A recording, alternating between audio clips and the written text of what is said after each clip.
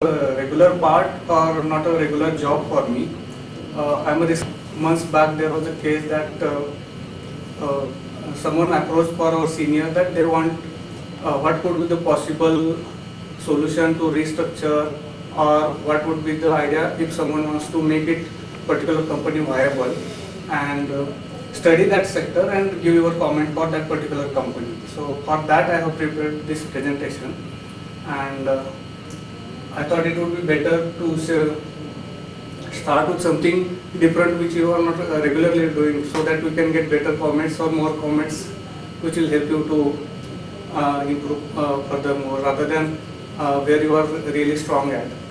So basically the company which is under the fertilizer sector, and before understanding company, I think it will be better to start with the sector, understand sector first, and what are the regulatory parameters, or in which parameters which it is working, so that will help us to understand case much better.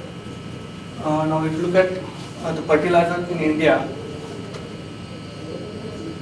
basically before that the presentation flow is like understanding industry first and then the individual case within that space. Now if you look at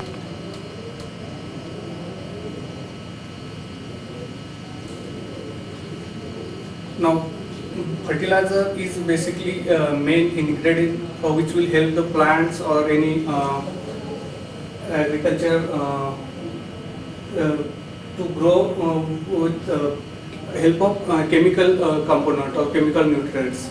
Now we have different chemical nutrients which are helpful for the plants to grow, but out of that NPK, that is nitrogen, phosphorus and potassium, are very important, are considered as a primary fertilizers.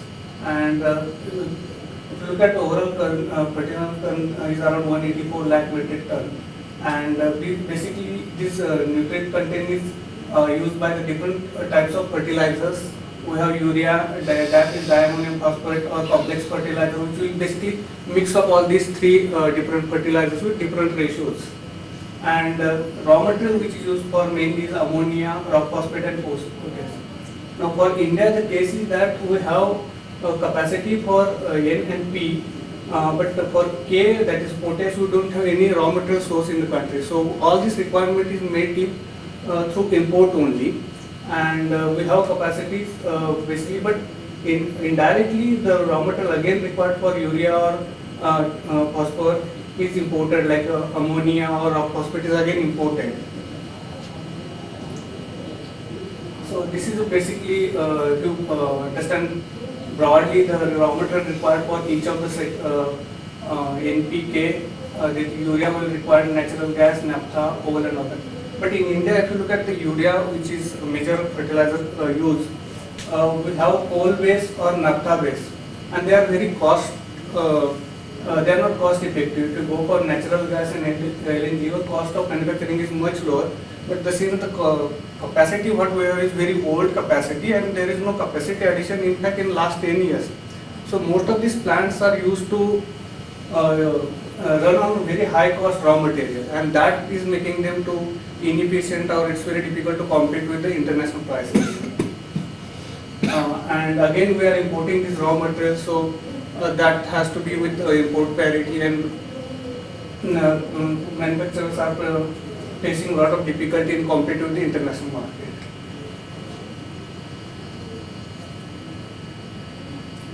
These are the capacity details and production trends. Now if you look at growth, fertilizers use is very important for the growth of overall agriculture output here. Now just take an example, what GDP growth we are seeing is around 6-2%, now we are moving into 9% bracket.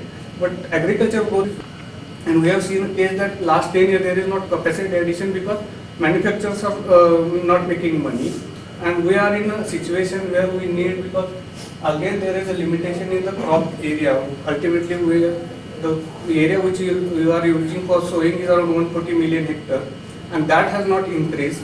So because of multi-cropping we can able to use to around 166 and all that. But going ahead, if you want to increase the production, we need to improve yield, and I think fertilizer will going to play a major role. and to have a sufficiency of production, the opportunity for the business or in that sector is very high. So that is quite positive for this. If you look at overall sector demand in terms of for companies to grow. So in terms of business opportunity, that shows that there is huge potential for a business to grow in the current environment.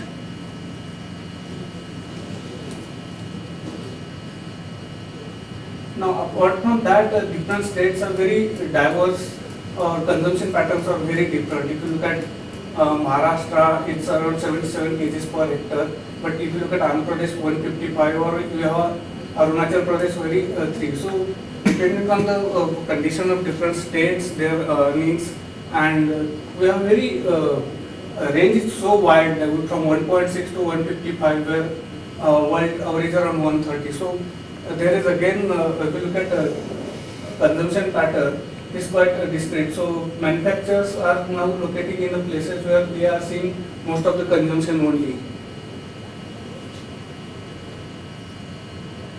Now for manufacturing, it is not only look at the business opportunity, but whether they make money in that business. So if you look at the in that case, the regulation plays very important role, because even though you have huge business opportunity, you are not able to make money because of government regulation.